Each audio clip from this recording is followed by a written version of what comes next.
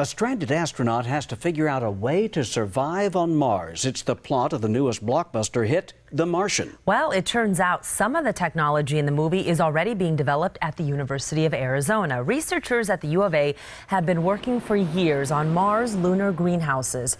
It could help sustain life for an astronaut living long-term on Mars.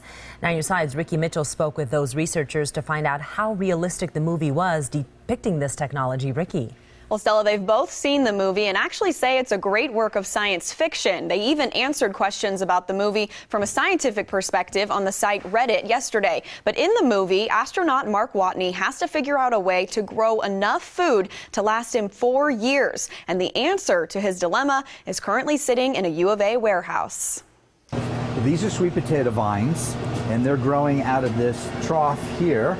Dr. Gene Giacomelli and his students are currently testing bright LED lights in their Mars greenhouse, the reason for this unique purple glow. The goal of the NASA-funded project is to eventually provide half the daily calories for one astronaut, along with oxygen and fresh water. Initially, this was designed for the moon, right? But as the wind of interest of the space agency changed, of course, now Mars is rising up.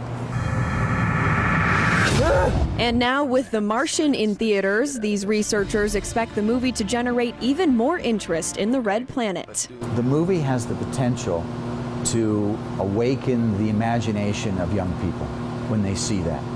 And if 20 or 30 years from now there's more people involved at a high professional level because they've seen that movie, that would be great.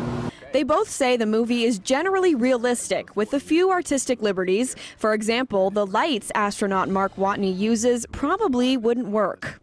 He would have been pretty hungry, and those beautiful potatoes that he showed us probably wouldn't have been as many or as large.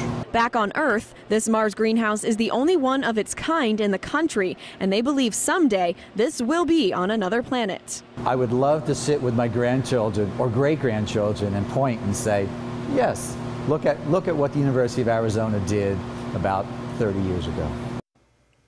And they both said one of the biggest challenges for something like this is funding. But if a commitment was made today, we could realistically see humans on Mars using technology like those Mars greenhouses in about 20 years. Guy, Stella.